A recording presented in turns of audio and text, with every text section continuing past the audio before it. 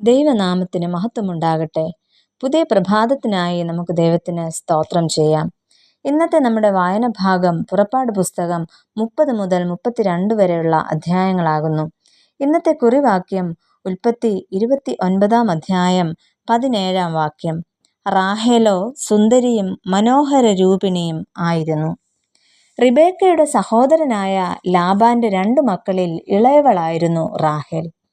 റാഹേൽ തൻ്റെ അപ്പൻ്റെ ആടുകളെ മേയിച്ചുകൊണ്ടിരിക്കുമ്പോഴാണ് യാക്കോബ് അവളെ കാണുന്നത്. പെൺമക്കളുടെ അവകാശത്തിൽ ഉൾപ്പെടുന്നതായിരുന്നു മൃഗസമ്പത്തിനെ സംരക്ഷിക്കുക എന്നത്. റിബേക്ക, റാഹേൽ ഇവരൊക്കെ അതിന് ഉദാഹരണമാണ്.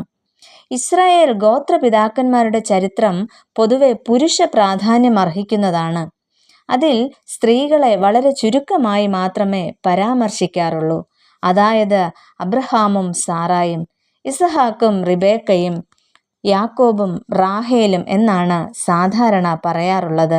ഇവിടെ ഇഷ്ടപത്നി റാഹേലായിരുന്നെങ്കിലും പ്രഥമ പത്നി ലേയ ആയിരുന്നു. എന്നാൽ 14 വർഷം ഭർത്താവിന് വേണ്ടി കാത്തിരുന്ന നിശബ്ദ വ്യക്തിയായിരുന്നു റാഹേൽ.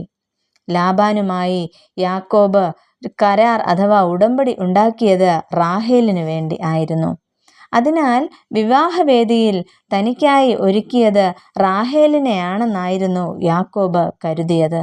എന്നാൽ യാക്കോബിൻ്റെ ഹൃദയത്തിൽ റാഹേലിന് ഒരു പ്രത്യേക സ്ഥാനമുണ്ടായിരുന്നു.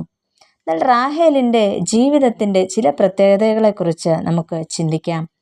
ഒന്നാമതായി, ബന്ധങ്ങളിലെ ചൂഷണം അത് മോഷണമാണ്.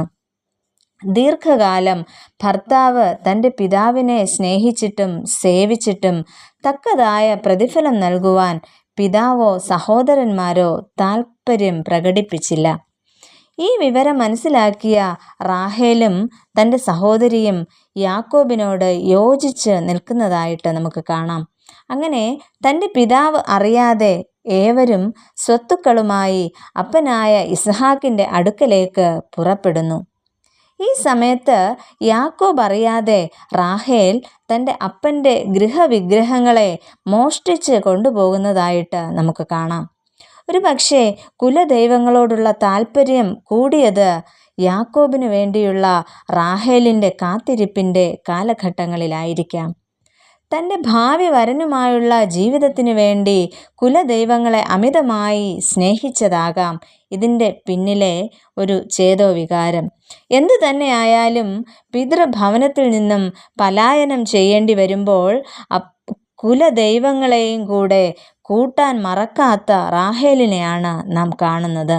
റാഹേലിൻ്റെ ചിന്തയിൽ തൻ്റെ പിതാവിൻ്റെ സമ്പത്ത് അവകാശപ്പെടുന്നതിനുള്ള ഒരു മാർഗം ഇതായിരിക്കും എന്നവൾ ഒരുപക്ഷെ ചിന്തിച്ചു കാണും.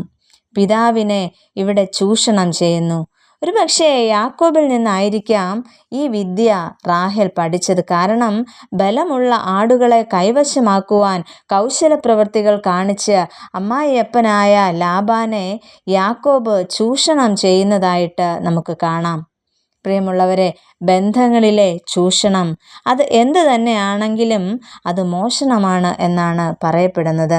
രണ്ടാമതായിട്ട്, ബന്ധങ്ങളിലെ സ്വാർത്ഥത അത് പരസംഗമാണ്. യഹോവയോടുള്ള ഉടമ്പടി ബന്ധത്തെ മറന്ന് അന്യദൈവങ്ങളോട് കൂറു പുലർത്തുന്നതിനെയാണ് പരസംഗം എന്നതുകൊണ്ട് ഉദ്ദേശിക്കുന്നത്. അതുവരെ ഉണ്ടായിരുന്ന ബന്ധത്തെ തച്ചുടച്ചുകൊണ്ടാണ് ഇവിടെ റാഹേൽ പുതിയ ഒരു ബന്ധത്തിന് തിരിതെളിക്കുന്നത്. സ്വാർത്ഥത ബന്ധങ്ങളുടെ സൗന്ദര്യത്തെ തകർക്കുന്ന ഒരു ഘടകമാണ്. റാഹേലും ലേയയും അവരുടെ ദാസിമാരും ഉൾപ്പെടുന്ന ആ സ്ത്രീ സംഘം യാക്കോബിൻ്റെ സ്നേഹത്തിനും പരിഗണനയ്ക്കും വേണ്ടി പരസ്പരം മത്സരിക്കുകയും പോരടിക്കുകയും ചെയ്യുന്നതാണ് നമുക്കിവിടെ കാണുവാനായിട്ട് സാധിക്കുന്നത്. വർഷങ്ങളോളം നീണ്ടുനിന്ന ആ സാഹചര്യം അതിദാരുണമായ വ്യഥയും സമ്മർദ്ദവുമാണ് അവരിൽ സൃഷ്ടിച്ചിട്ടുള്ളത്.